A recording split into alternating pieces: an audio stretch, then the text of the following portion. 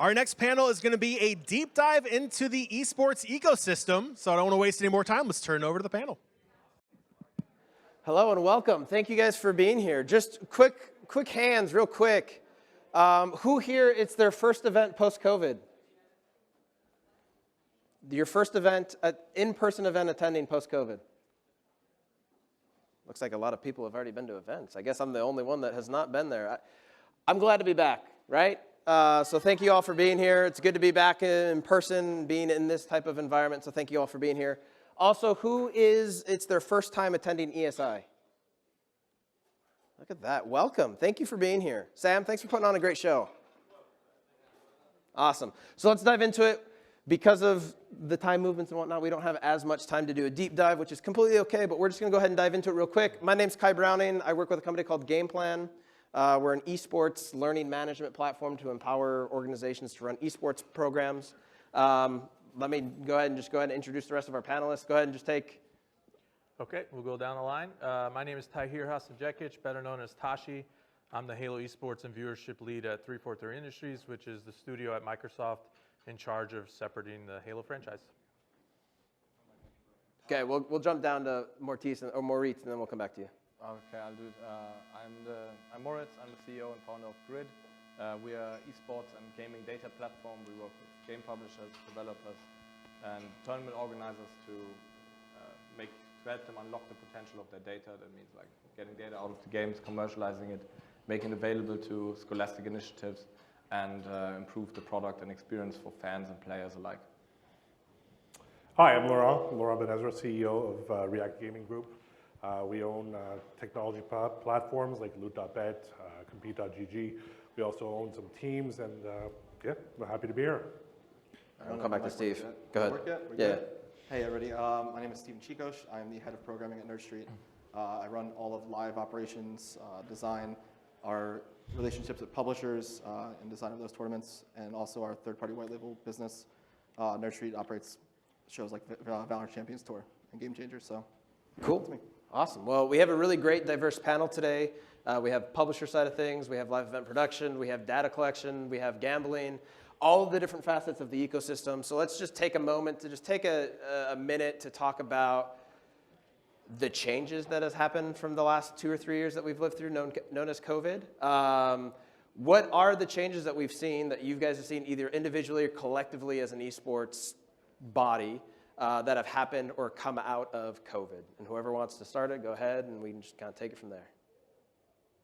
Or I'll just assign somebody. I'll look at somebody menacingly until they start speaking. Tashi, we'll start with you. What are some of the changes that have happened since COVID? Yeah, I think overall, at least speaking from a publisher's perspective, the way we make games has completely changed. We went from everyone being in one big studio together to now working remotely, everyone working at home. There was like literally a month-long process of taking everyone's equipment and getting them set up at their homes. Obviously very difficult as a studio, which, you know, we're a creative bunch, right? Typically you get into a room, there's a whiteboard, you jam on making maps or modes or whatever it might be. Now that wasn't really available. So for us, like how we make games has totally changed. And now, like, and I think this goes for most companies, like we're hiring people who are completely remote. There's people on my team I haven't even met yet. So I think that dynamic has completely changed, and I think the technology to support that has improved a lot, which has been great, but there's still going to be a lot more innovation, I feel like, to improve that workflow, at least on the publisher side. Yeah, and obviously, as a company, Nerd Street was originally a live events operation company in Philadelphia, and our entire staff was based in Philadelphia. During the pandemic, we've expanded to be a national company, so hiring a lot of people who are not based in Philadelphia was the first step. We also started doing, I would say, the great catalyst, I think, for our company is during the pandemic, the cost to execute programs became almost flat comparison to our peers. We would generally execute lower tier products internally as first-party programs. But as the ability to run an online operation became almost flat, we were able to enter into a market that generally was more expensive and prohibitive for us to be there. So after entering that market and doing, I think, a really good job of, as I always make jokes, balling on a budget, making it more affordable, the shows haven't gone up in quality since then. We've almost allowed publishers to reduce their costs to execute third-party programs, which from our perspective, it's great because it obviously increases participatory experience, increases hopefully monetization for them, but as us, allows us to enter a space that was prohibited in the past. So yeah, from an ecosystem perspective, just sticking to the theme.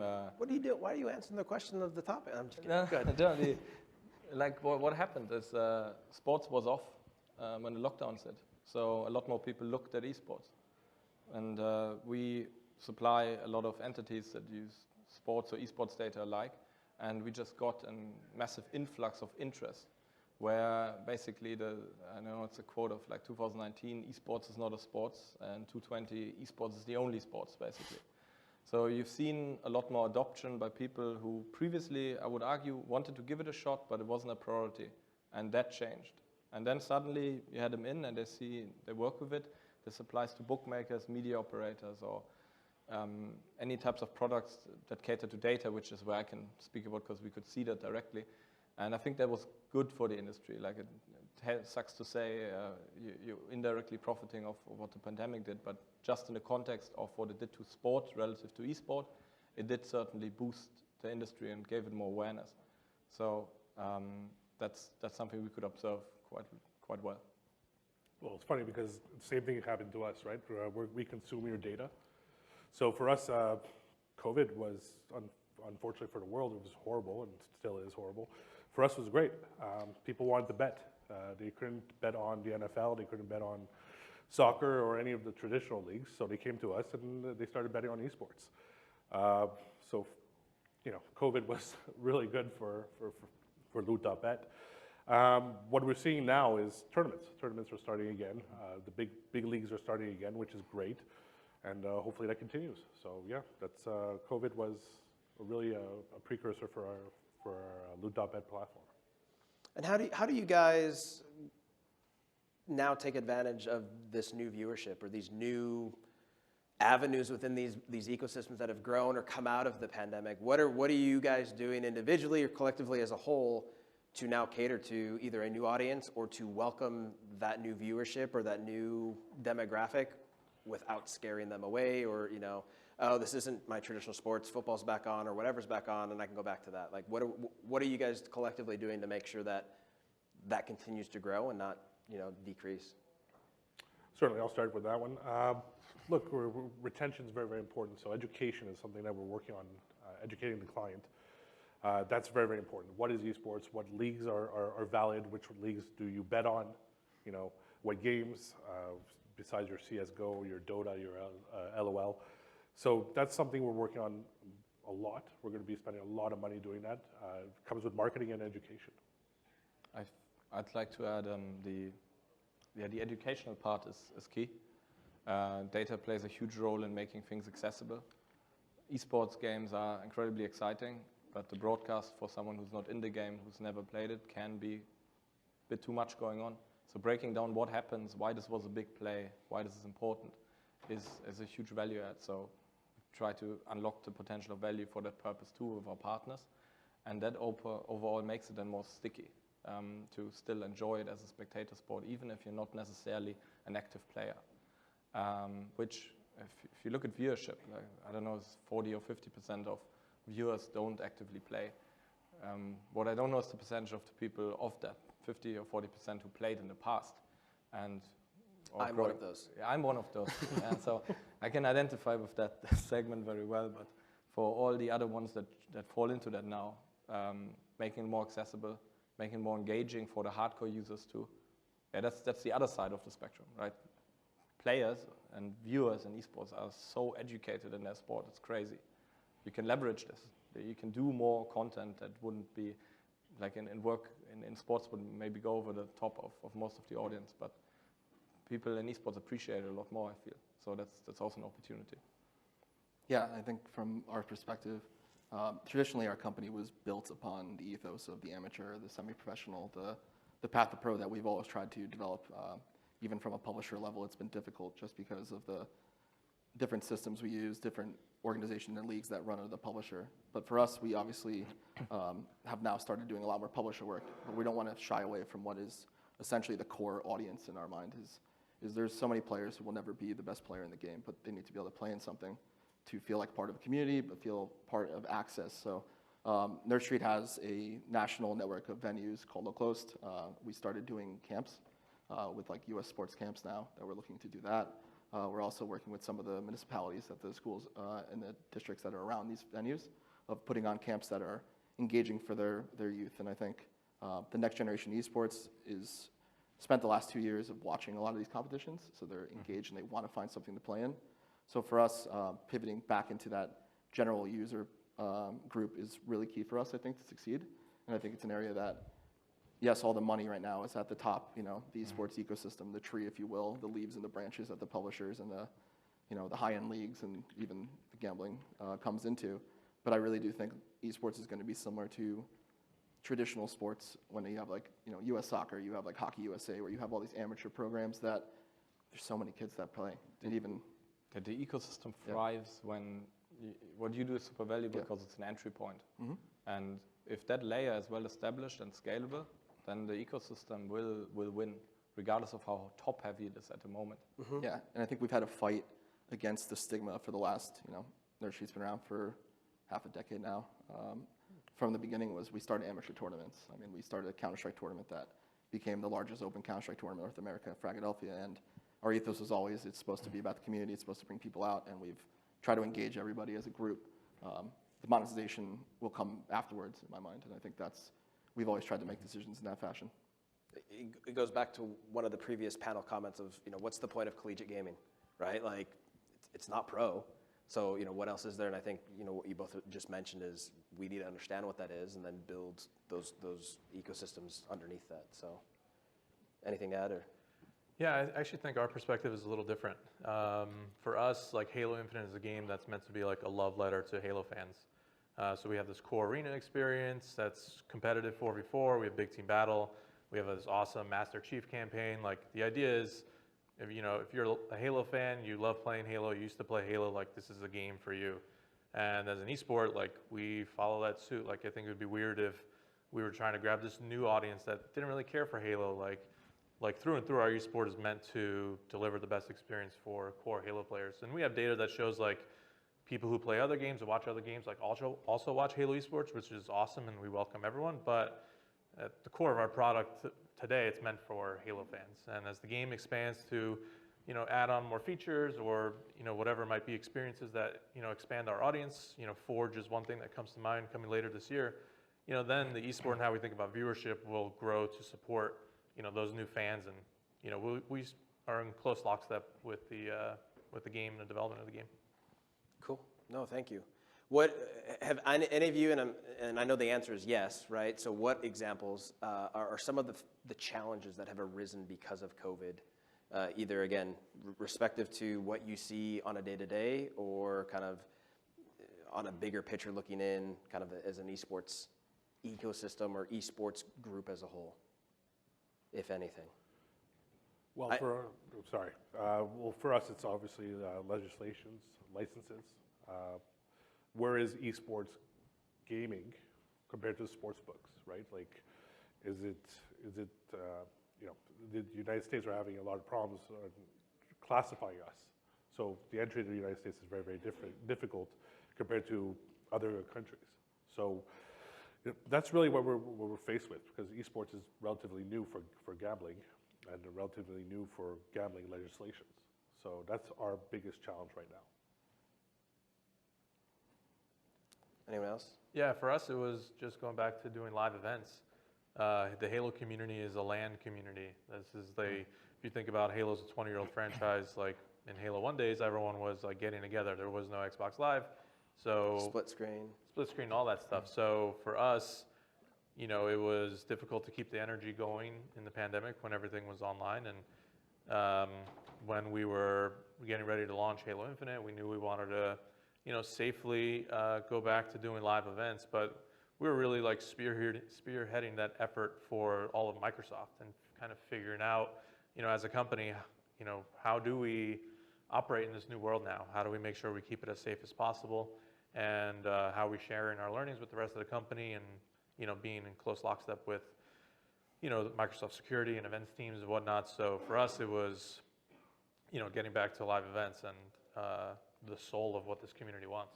It's interesting, and I'll ask this to Steve, but like gaming and esports started offline, right, with split screen, and then with mainstream attention, it went online, and then COVID happened and it went back offline, and now we're going back online. Like, are you guys at Nerd Street or even with Microsoft, are you guys seeing any issues with people coming back in masses to events or to in-person experiences? Yeah, I think we've actually noticed something that is really unique to certain games.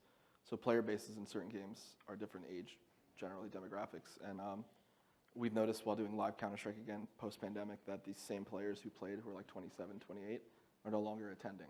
It's back to the new 18-year-olds and 19-year-olds, the next generation, because the people who were not winning at that point, it becomes gaming as a passion for them. And as a 27-year-old during the pandemic, you have to, excuse me, you have to focus on work at that point. And yeah, it's still a pastime and a hobby, but the less you play, the less you want to play. And I think that happened to us. What's interesting about the pandemic to us is when we were just doing first party, I would call them the budget level productions, the mid-tier productions, and not doing publisher work. We had a cost associated to every show day. And since we started doing a lot of the publisher work in certain games and certain ecosystems, we've caused the rate for us to do our first party product to actually increase, because the same talent is doing VCT and then it's turned around to do Nerd Street Summer Champs. It's identical work. How can I ask them to work for us at half the rate that they are working the other event at?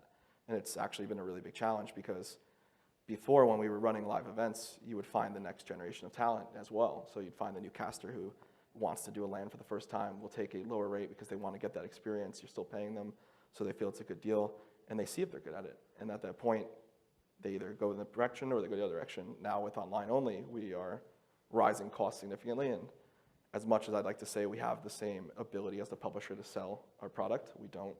So we don't have the sales opportunity that our counterparts do. So if we keep rising that cost, that's going to be eventually prohibitive for us to even operate a first-party product. And I think what's interesting from a publisher perspective, though, the wide net that like an organization like Nerd Street offers for like standardization, for all our LAN centers have the same quality hardware, to get the same product in all different venues, a publisher at scale can't do that just because it's not core to their business. So we serve a purpose long-term of allowing live, multi-venue activations that are good for the ecosystem. That I think that's honestly the future for us heavily, is going to be in these, I would call them path to pro places where you find the talent. It's generally going to be someone like Nerd Street, and then those will feed into the publisher league at that point. Sweet. For sake of time, this will be the last question.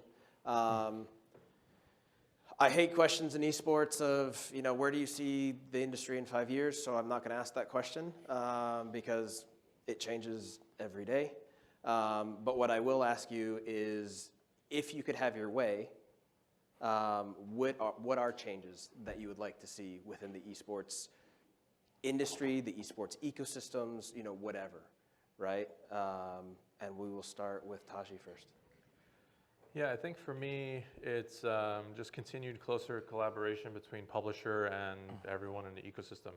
When I would attend, different esports conferences, ESI in the past, like I was in the audience and there was no publishers on stage presenting. And I think that has changed, which is awesome as we're kind of brought into the esports fold, where in the past, the ecosystem had to figure it out on their own because the publisher was like, we just make the games. We don't really care about this. So now it feels like there's a good kind of handshake meeting in the middle. And for us, at least at Halo, like that's critical for us. Like the ecosystem is our strength. Like we are fully bought in the vision of like lining up everyone in the ecosystem and facing the same direction and pushing together.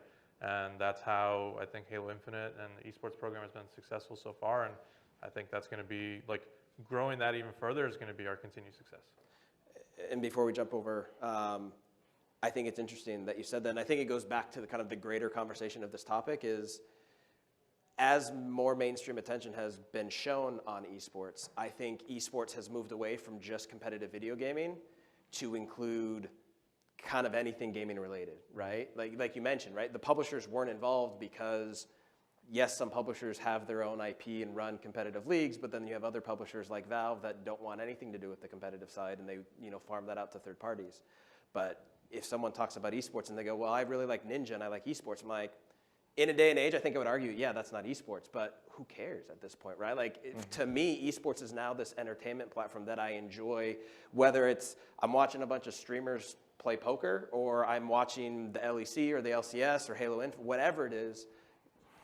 Again, I think it's this greater evolution of the ecosystem, and maybe that was because of COVID or before COVID or whatever it is. But anyway, go ahead, Steve, sorry. If you had your way, where would it be? So this is a difficult question to answer bluntly. Okay, skip, I'm just kidding. No, it's good.